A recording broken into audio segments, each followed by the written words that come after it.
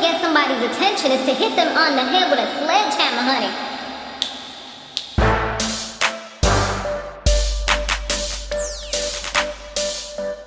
Hey, Samore Love bugs, you have now tuned in to my Empire recap. Guys, be sure to subscribe. Hit that subscribe button to this channel if you have not yet done so. Share this video wherever you like to share videos, and don't forget to give it that good old thumbs up if you do happen to like this video. And check out my other channel, which is Samore Love TV. That's where I have all my hair related videos as well as my love and hip hop. So yeah, definitely be sure to check it out, okay? And join the fun.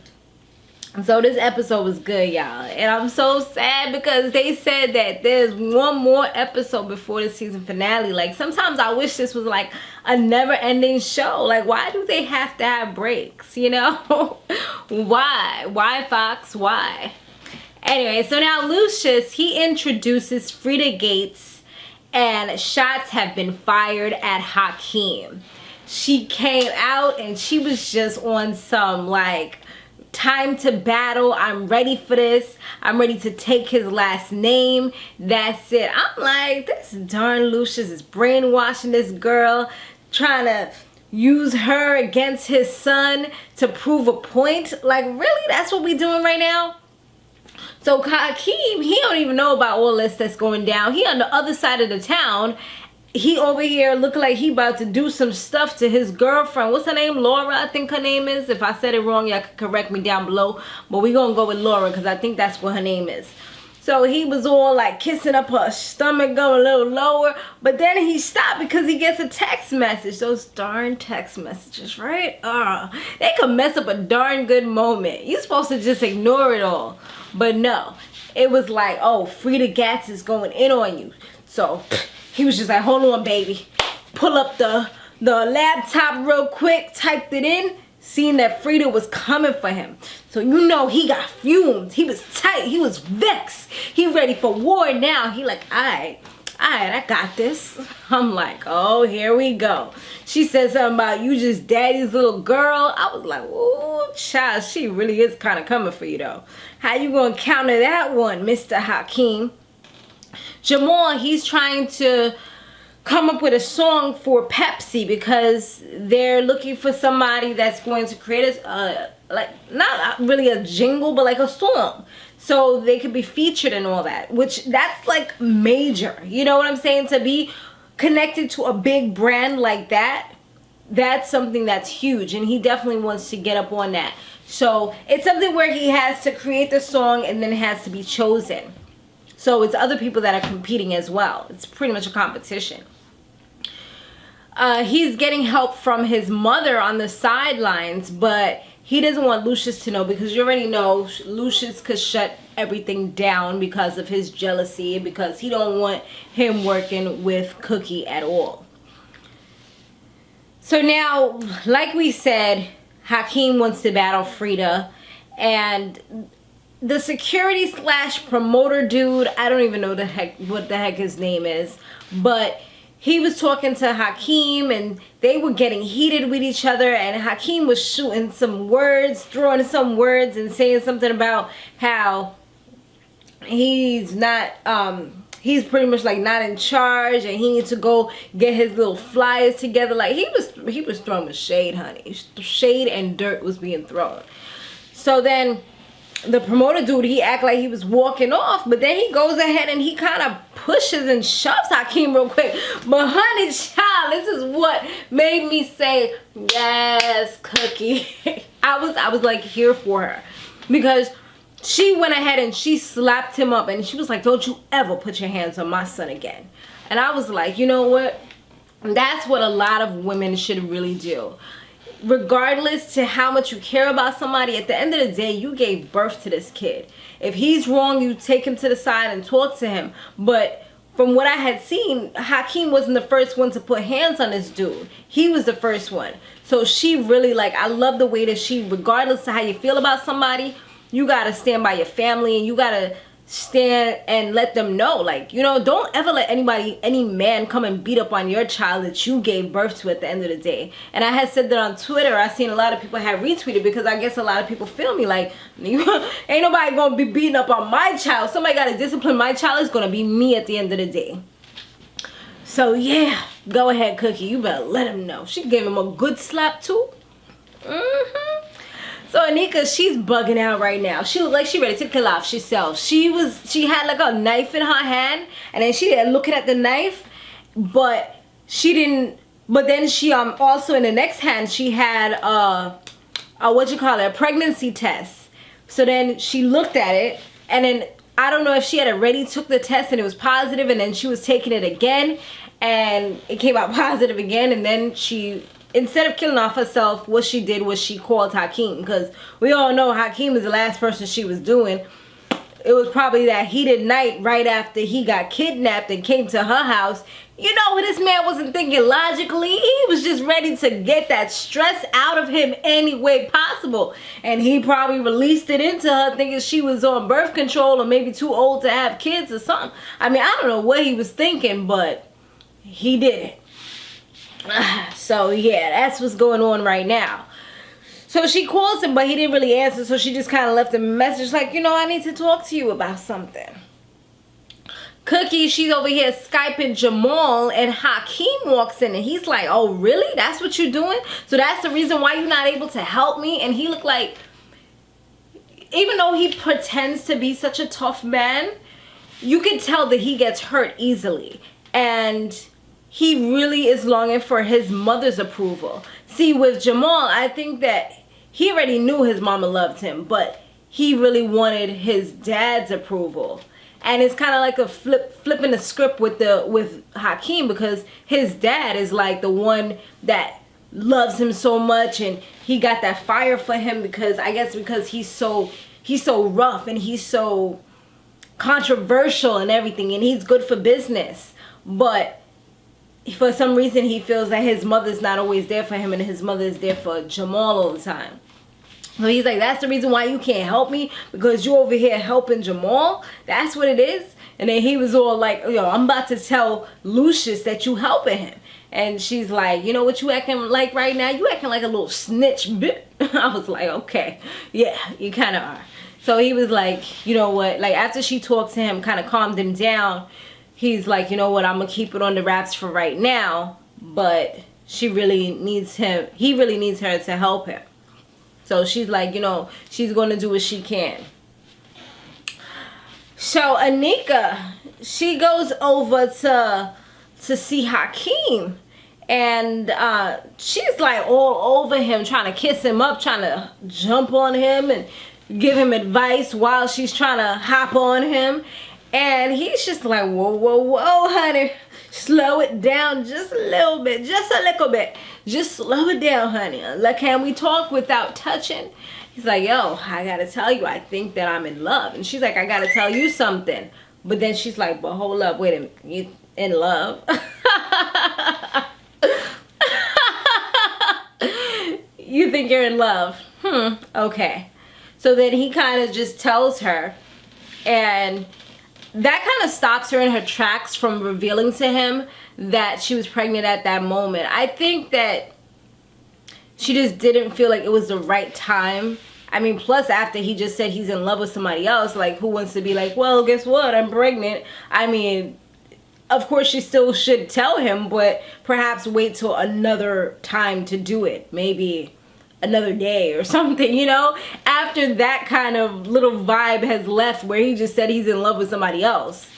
I mean, that's kind of like hitting you in the face with a freaking hammer, telling you, you know, I don't want to be with you type of thing, but you're about to tell somebody that you're having their baby. Like, it's crazy. Yeah, she about to get to office. She nerves now. I'm so serious because, yeah, she already looked like she was losing it. And now hearing this news, she's like at the ledge and just like about to hop over. She got like one foot dangling. So Jamal, he was at practice. They had a whole bunch of musicians there. We had people on the piano. We had the drums. The drums are so cool, right? I always wanted to learn how to play the piano. I was teaching myself years ago when I was in college, but I never finished, and I still want to do that. That's a goal of mine. And I also bought a guitar, which I have in my living room, and I want to teach myself that too. I started teaching myself like 2 summers ago, but it's hard to be, you know, when you have so many other things, when you got to go to a real job, then you got your YouTube job. It's like, it's hard to be able to do all of that. But I still want to do those things. I've always loved music. So that's probably another reason why I love this show so much. And so he actually invited Cookie to come, and she thinks that she's gonna be the only one, but also who's there? Luscious. So it was like he had everybody there. He tells them that he needs pieces of both of their song that they created in order to make his perfect song. And you know, that kind of to me symbolized, okay, you know, you're part of your mother and you're part of your father, and putting them together, getting a freak on and all that was what created this beautiful boy. You know, he has parts of both of them. That's it. I don't know, I'm just such a poetic person that's what I was kind of thinking of when that whole scene was taking place. And you know, of course, they were bickering and fighting and got the musicians looking all crazy trying to catch up and know what's going on. But so yeah, eventually they come up with some little bet that they had there, but they were just not trying to cooperate with each other and work with each other. One thing I love is that although Hakeem and Jamal, they fuss, they fight, they could damn near kill off each other, they, at the end of the day, they're family, and you can see that, and they will hold each other down, and they will have like really good discussions and see things that they might not have seen by themselves. Like Hakeem spoke with Jamal and just kind of told him that instead of trying to like use whatever, like just get the song together and create something for himself. And he might not have came to that conclusion if it wasn't for the help of his brother. And on the flip side, same thing, where Jamal kind of was speaking to Hakeem and told him not to just play into the whole, you're trying to be like Freida Gats type of thing. You're going into her street roam, her street stuff or whatever, her street style. Nah, be you. Be that entertainer that you are, because you have a certain style. So continue to have it. Don't feel pressure to be like other people. And that's what a lot of people tend to forget. Like, you know, when you see some type of competition or whatever, you're like, oh my God, I have to try to be like this person. But no, you got to try to be you. So they did have their battle. And honestly, I feel like Freda had some amazing lyrics. Like, she's one of those people that make you say, oh, yo, did she really just say that just now? Oh my God. Yo, that was crazy though. You know what I mean? She makes you do that. But I feel like Hakeem, yo, he's able to get the crowd pumping, the crowd jumping. He's able to command the crowd and keep them entertained. And people love to be entertained in this world. So I feel like that's most likely one of the main reasons why he won. And of course, he's so freaking emotional, like we were saying earlier, that he goes and he freaking mashed up the damn thing that says lion and says that he's given up the last name. So that's mainly the thing that they was fighting about, is that Luscious was having her say that she was stealing the last name and she was taking it over. So he like, you know what, at the end of the day, I don't even need this last name. I don't want it. I'm Hakeem, no last name. What? What you gonna take now, Luscious? What up? What up? So that was the end of that. He pretty much won that battle. And the next thing that they showed was Vivica Fox is up in here now. I mean, we knew she was gonna be in here, but I didn't think she was gonna be towards the end. And then they say Tyrese was supposed to be in here. What season he gonna be in? Is he gonna be in the finale or something? I mean, I've been waiting the whole season. So because they said like months ago that Tyrese was going to be in here. I still have yet to see this man, and I think he's supposed to be her love interest or something. So I guess something's going to happen with this guy, and then that's when he going to pop up on the scene. I don't know. We're going to see, but I hope it's, you know, soon, unless it's going to be in the next season. So she comes in and she's being all loud and boisterous and ghetto and everything else. And she has Cookie come outside to talk to her. She tells Cookie that their sister done ran away and left the kids with her. So they gotta go, I guess they're gonna go try to find her or whatever they're gonna try to do. And it's crazy because when Candace came in, she was acting all ghetto like Cookie! You know, getting all loud and everything. But then it's like she's actually like a little more refined because she has money and she married a white man. But I guess the ghetto's still in her. The hood. You can take them out of the ghetto, but you can't take the ghetto out of the people in them. So Anika, she is losing it. Like I said, I thought she was gonna lose it. Well, she actually, it's pretty much, yeah, the little nuts in there are just like, they're all over the floor because she lost it. Laura, she's with Hakeem. He puts her in the car like he normally does, lets her go about her business. And I love the fact that he's really respecting her. He's taking it slow. And that's the thing, ladies, that a lot of us don't really, like, you might not realize initially, but if you tell somebody how you want to be treated, they cannot do anything else but treat you that way. I mean, it may not last forever, but at least you see how he's treating her right now. He ain't treating none of these other girls like that, like they're princesses, having them chauffeured and buying them these nice jewelry and just respecting them and saying, you know, we don't gotta really do anything, we can go slow, because he knows the kind of female that she is right now. So he's not trying to mess it up, and he sees that she's something worth holding on to. So now back to this scene. He puts her in the car like normal. All of a sudden you see somebody go, so where to? I'm like, but hold on. This chick got on a blonde wig. Where is she taking this girl? It's Anika. She is driving. She's the driver. All of a sudden she's the driver. So where's the driver at? What did she do to the driver? Girl, this is crazy. So I don't know what's going to happen here, but I'm so here and ready for the next season, episode. I was going to say season. I'm ready for the next episode, y'all. It's 2 more coming up, right? They said 1 more before the season finale. So that means 2. 1 + 1 is 2. So I'm ready. Come on, we got this. We're going to do it. Will I see you back next week? I hope so, guys. Thanks for watching, and as always, be sure to stay fabulous, live free, and soar limitless. I will see you in the next one. Laters.